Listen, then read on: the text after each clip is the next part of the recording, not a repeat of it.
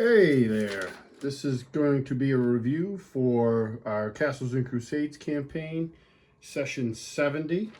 Uh, pretty cool milestone actually. Session 70 sessions. I was thinking about that this morning before I decided to record this recap.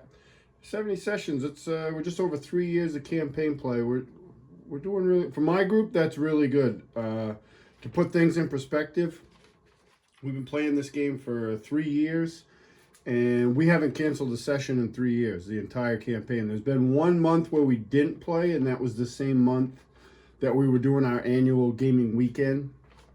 So that was the only month we haven't played in the entire campaign. Starting the campaign, we had been for years with my games in this rhythm of playing like once a month, and that's really, I mean, we just fell into that, and I really regret that we ever did that. But sometimes, hey, schedules the way they are. Everybody's scattered. Sometimes more so than they are now. But this year, I don't know how it really started. I don't really remember, but it started off early in January, and I started scheduling 2 sessions a month, and I've held us to that. I will not break from that. We also, this campaign started as a very West Marches style game. It's kind of left that a little bit. A core group has really formed that are fairly consistent, barring any life's emergencies, which happen. Obviously, we're all adults, I guess, for the most part. At least in the real world, we're adults. We may not act like it all the time, but we're adults. So those things happen, and I understand that. But I've kind of adopted that. I've kept that philosophy, though, of the West Marches, and we play regardless. Like if I even had one player show up that really wanted to, one person that was like, hey, I can make it to that session where everybody else suddenly couldn't, I would play something. We would do something. So it's been really good. 70 sessions. That's pretty good. And we're not done. Like, we're not even, I mean, I don't even know what done is, to be honest. The guys ask me that sometimes, and none of them are looking forward that I'm aware of to wanting to be done. Everybody's enjoying the campaign. We're enjoying Castles and Crusades, and I have like not an ending plan by any stretch of the imagination, but I know, like, I have a pretty good idea who, like, the big bosses, that they'll defeat at the end of the campaign. I very much run. I like sword and sorcery a lot, but I don't run sword and sorcery style games. My games have more like the players are definitely the heroes. Sometimes it doesn't always look that way, but they are, and they're gonna save the world, like, and probably multiple times over in a campaign. That's always the one campaign style that I tend to run and enjoy, and my players seem to like it too. Although they like other styles, we have other game masters that are great. I'm blessed with a bunch of great game masters in my group, so we all run kind of differently and a little bit the same, I think. So yeah, so 70 sessions, crazy. Who knows? I do have this. I'll talk about that maybe in a different video, but I have an end number in mind, and it's not near where we're at. So we'll see. Excuse me. So we picked up the party, some of the party. In this session, we had 5 players. We had the characters Renee, Barry, Lork, and Sprawl. And we had another, my friend Thad, who's a OG member of the group. Thad and I grew up together playing role-playing games, like when we were little kids. We've been friends since preschool, and we're both now very old, so that was a long time ago. And we've been playing D&D together for decades. He has a lot of family obligations that don't coincide with our scheduling for games, so he doesn't get to make it very often, but he could make it. So for this game, and he usually plays his character Artemis, but for this game he wanted to run an NPC, and we worked it into the story that he was going to play the gnome bard Tula, which has showed up in the game several times. If you follow the recaps, the first time Tula was ever played, she was actually played by my friend Matt, who plays Sprawl, and for a side sesh game where Dave was bringing in a new character, his Two Clan Sam gnome illusionist. So Tula's been in and out of the campaign. She's one of the favorite NPCs. Barry and Lorik have adventured with Tula. Sprawls had and Lorik have had adventures with Tula.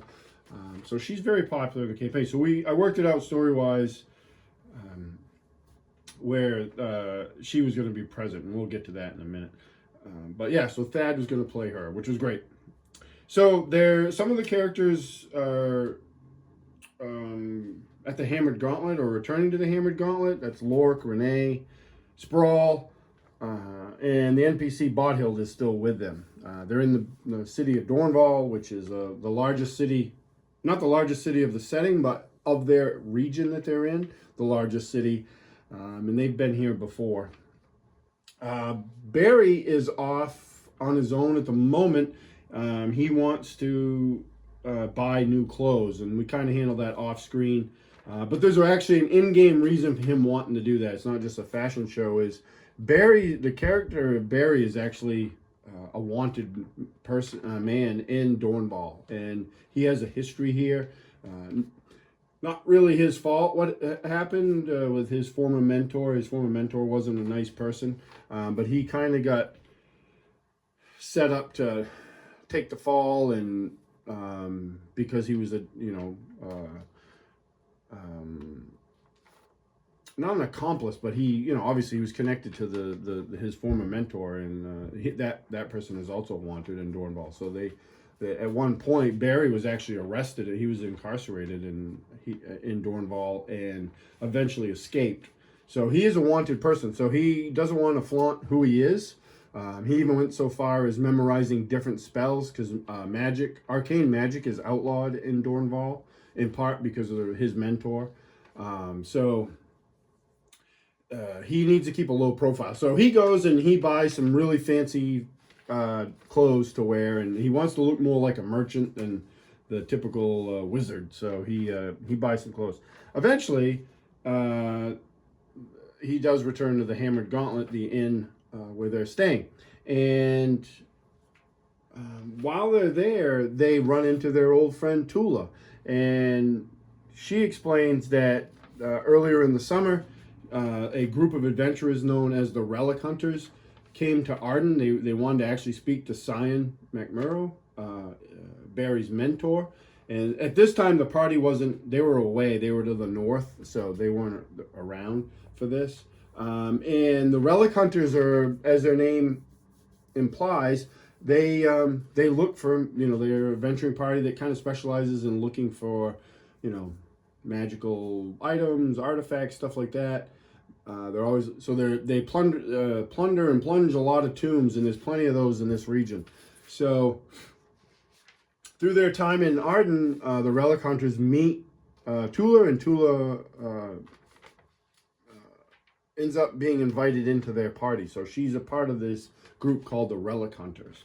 The rest of the Relic Hunters, she explains, are in Dornval, but they're kind of here on their own.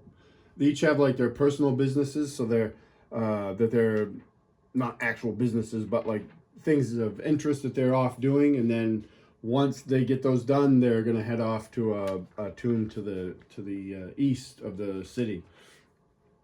But she is hanging out with the party, getting reunited. So they had sent Uncle Slim and Cosmo out with some coin to kind of get some info, but they're not content to sit and wait, so they want to take actions into their own hands. They do know about this character Darren, which they think was responsible for the burglary at the jewelry shop through Barry's scrying. So they ask around. They don't get too much information off the bat, but they eventually learn. They kind of intrude on a card game going on in the back room, and those folks, I think it was from them that they learn about this place this watering hole of a place in the docks district called the Black Bull, and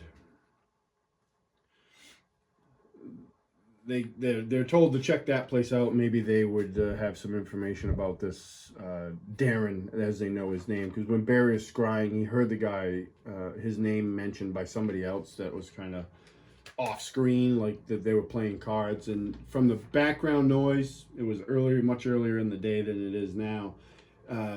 Barry was fairly certain that the guy, this Darren, was on the docks, and they're told the Black Bull is right on the docks. It's actually closer to Shantytown, which is the slums of the city, and it's located underneath. There's two. The Dornval, the city of Dornval, is separated by a river, and there's two big bridges that go over that river. And the Black Bull is built underneath the southern bridge. The river, the Tunner River, runs north and south. So they head that way, and they find the. Barry tells the group, because I think they all pretty much know that he's wanted here.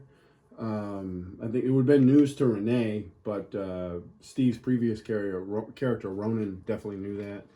But I think the group pretty much knows. They don't know probably the whole reason behind it, or maybe they do. Dave can chime in. But he tells the group that he's traveling under the assumed name of Savos Arn, in case they get stopped by the watch or anything like that.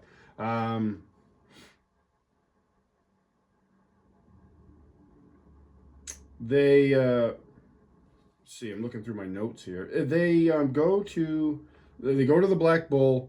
It is a dive, like a serious hole in the wall. It's built into the buttress of the bridge on the excuse me, on the western side of the river, the side they're on, and it's got a couple big meatheads out front that act as muscle. They stop the party, talk to them for a little bit, and then they're interrupted when they keep telling the party, "Oh, we don't want any trouble here," or anything like that, and they're like, "Well, we're not looking for trouble. We're looking to talk to somebody." When that all gets interrupted, when this drunk gets hurled out a window by a third big meathead, and they toss him down the embankment, the two guys outside pick him up and toss him down the embankment and trying to get him into the river, but they fall short. So they go in, and it's just as bad on the inside as it is the outside. The place is made of clearly made of scrap wood and stuff that's been found and scavenged. The front porch of the place, the poles holding it up are like ship masts, and they're all cut unevenly. They're so the roof is sagged and bowed and likely leaks in a storm. The only thing probably protecting it overhead is the bridge overhead. They go in, they talk to the bartender, this greasy guy with a patch over one eye, and they start talking about asking. I think Lork's actually asking about this Darren, and he at first doesn't tell him anything. Then Lork hands him some coin, and that gets him talking. So he tells him about. I think it was him that told him. I'm looking at my notes. Tells him about maybe in Shantytown there's there might be some stuff going on there. While they're there, some guys come in the back door and they motion to the bartender, and Tula overhears them talking about they just stole a bunch of ale or wine off a ship off the dock. So the guy tells him to bring it in, and clearly this is a great place. So as they're leaving the bar, they don't spend a lot of time here. As they're leaving, one of the bouncers outside the door there is a little forward with Bodhild on their way out, and before the party can react to that, because they were definitely going to react to that, she just turns and rifles a right cross down on the guy's chin and just knocks him out cold. And the other guy's the other meathead is like, well, he doesn't want any part of that, so he just kind of lets it slide and they move on. They do go make their way into Shantytown, and they end up talking to a guy like warming himself over this fire. He's burning like horse dung and stuff to try to keep warm because it's a fall now, so it's getting a little cold. And they talk to him a little bit, and he tells them like a couple blocks over, there's a place where like nobody goes. It's quiet, but like there's some strangeness going on over there, the directions he gives them is it's near the old blacksmith shop. The blacksmith shop's out of business. There isn't much for business in Shantytown, but it is the only thing he can think of. They have to grease his palm too, which the party is talking. It was funny because the party was talking about how everything costs money here, but you know, people don't give away, especially if you're poor. Like, people in Shantytown are very poor, so like, you know. And the funny thing with all that is Sprawl, who since the last session, every time it comes time to grease somebody's palm, he's got like 10 copper pieces burning a hole in his pocket. He keeps trying to offer that, and everybody's like, nobody's going to talk to anybody for 10 copper. Although that bum might have. I mean, 10 copper would have got him a couple drinks, so very cheap drinks, but probably would have got him something. But Lork ended up giving him a few gold pieces, which will set him up for a while.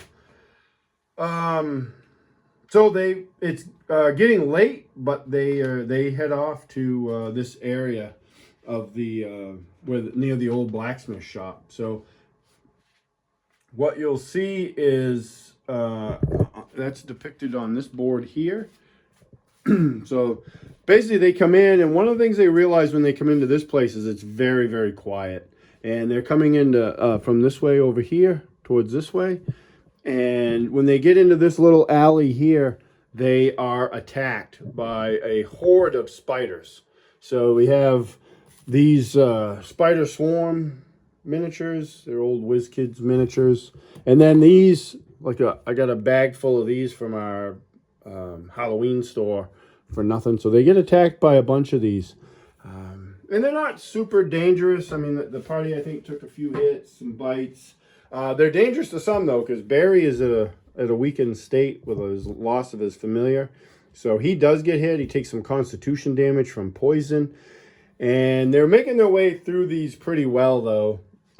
And when suddenly out of nowhere, out of the dark, they're hit.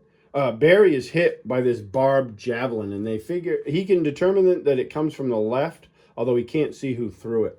So he, in turn, when his turn comes up again, he turns invisible because he's already taken some damage. Now he's taken a javelin shot, and that was after he had cast a couple spells and done some damage. So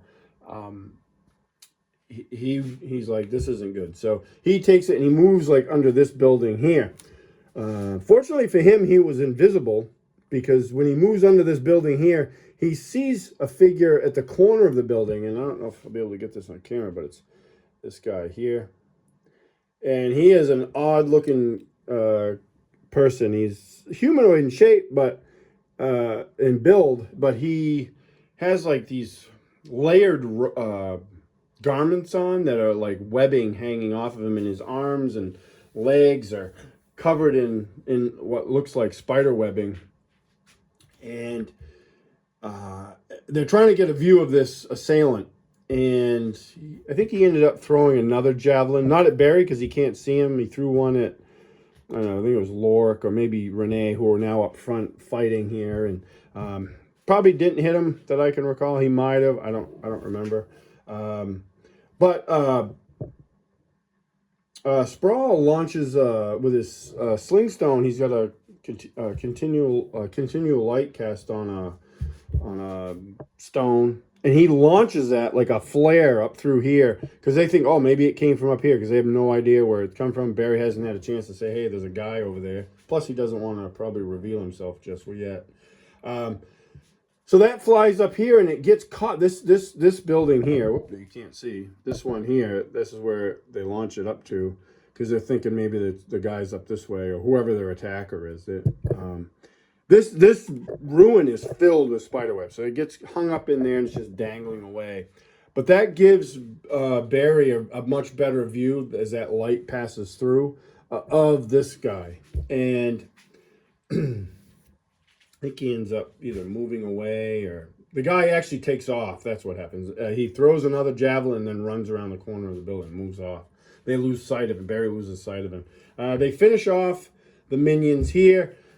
Sprawl goes up the stairs to this rickety ruin. Actually had him roll a dex just to see if he was going to fall through the stairs. He rolled a nat 20 on his check, so he was able to get through this junked out building really well.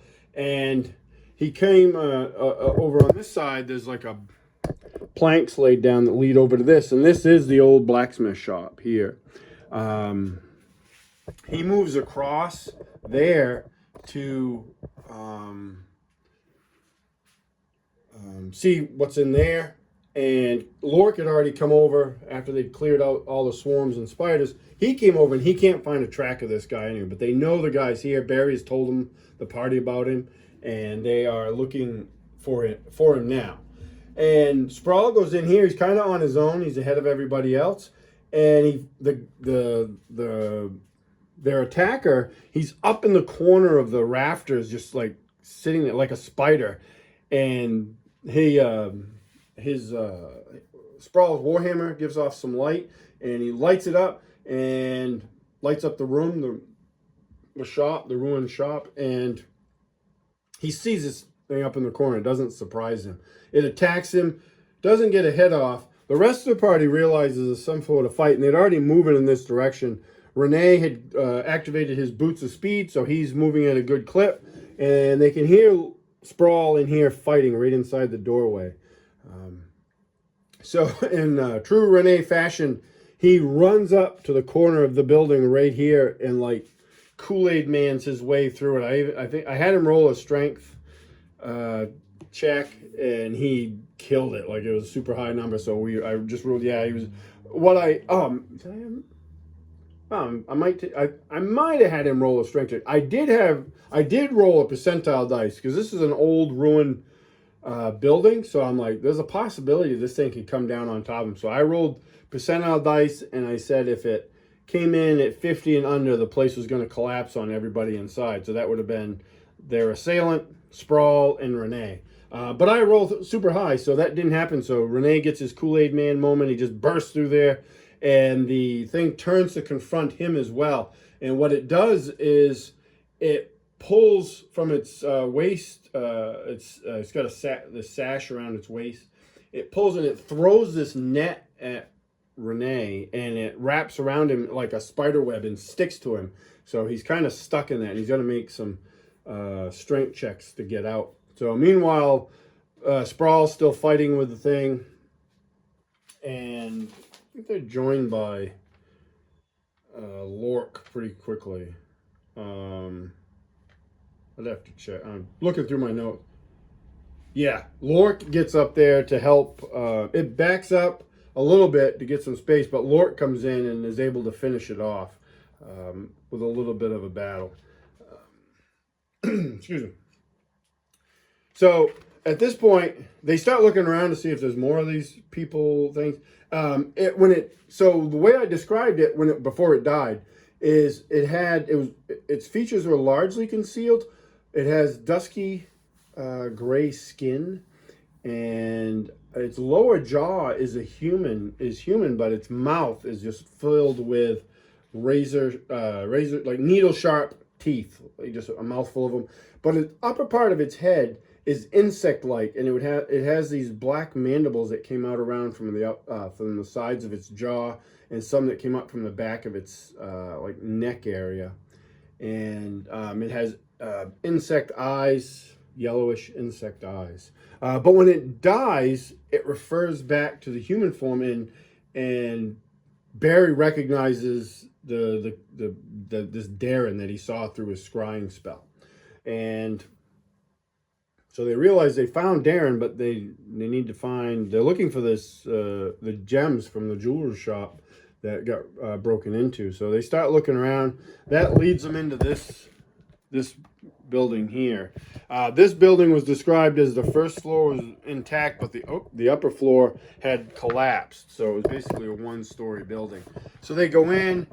In the corner here, there are spider webs covering a pile of spider eggs, so they destroy those.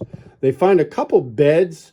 One of them is all covered in spider webs. The other one is, but it also has eggs on it. They destroy that. There's a table and a chair, and just some empty wine bottles and such, but nothing of value. And then they go back into this room, and it's not depicted on the terrain, but there's a hole here with a ladder leading down. And then there's another pile of web-covered spider eggs, which they take the time to destroy those.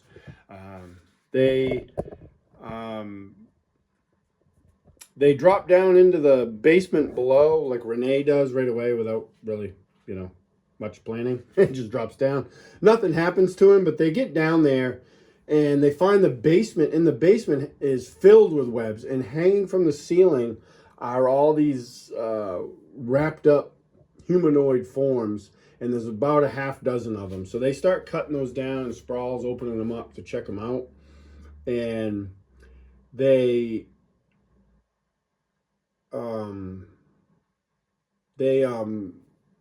in different states. So some of them are like just like husks, like all the fluid's been sucked out of them, and a few others are more fresh, like they were getting ready to be eaten but hadn't been eaten yet.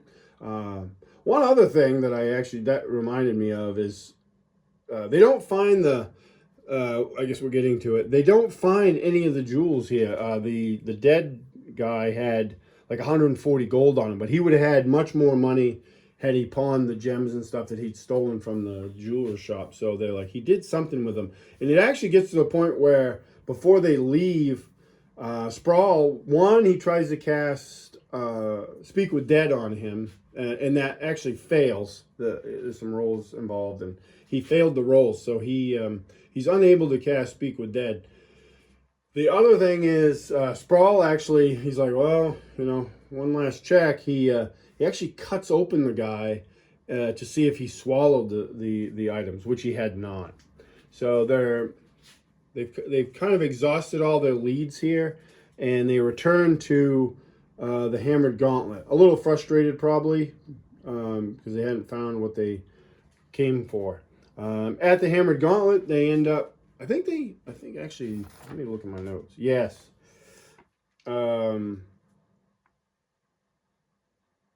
They met with Uncle Slim, who was back. He gives them some of this info that he had gotten, that there'd been a bunch of burglaries, including now earlier in the night, which was happening while they were fighting here, on a rich guy's house in the court district was hit, and a guard was killed and a servant was injured.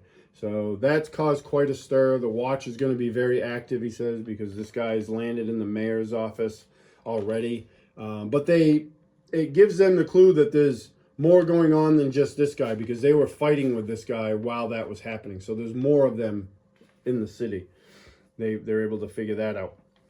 They want to meet with somebody from the Thieves Guild in the city, and they grease Uncle Slim's palm again with some coin, and he says he can try to set up a meeting, although it's going to take a little bit of time.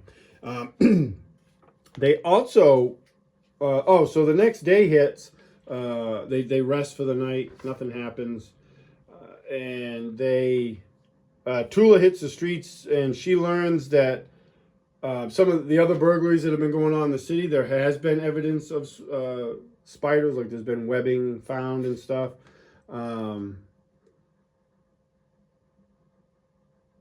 And they also, it was then that they learned that this battle happened at the same time as the noble was hit the night before. That's right. And they end up also later in the afternoon in the Hammered Gauntlet. They meet with the watch sergeant that they've met with in the past, the Sergeant McVeigh, and they talk to him a bit, grease his palm, because I described him as the Bullock in the 1989 Batman movie. So he's not exactly on the up and up. He's not a horribly bad guy, but like he's he's been around a long time, and the watch only pays so much, so he can be bought for a price. And he they want to get into this crime scene where the nobles is, and he can do that. It's just he'll get back to him. So they have that set up. So they're sitting there, and this conversation actually takes place with Lork, Sergeant McVeigh, and Sprawl, and they're at the bar. And Lily, the halfling bartender and co-owner of the Hammered Gauntlet, she's known for her mixed drinks. So she's whipping up mixed drinks, which Renee is a big fan of. No shocker there. And she goes to make Renee a drink, and she's out of a certain type of liquor, so I'll be back. And they see her go into the kitchen and then down a set of stairs, which they assume is to the basement. And as this conversation goes on, they realize she's been gone for an abnormal amount of time. So they're like, well, that's weird. And being, curious, they're like, let's go see if she's okay. So they kind of make their way into the kitchen, and staff is like, what? Just a little, not too put off by it, but they go down the stairs. And then we shift over to this board here. Whoops, I knocked the camera over. They come down these stairs, and as they're coming down the stairs, they hear a scream. So that rushes them along.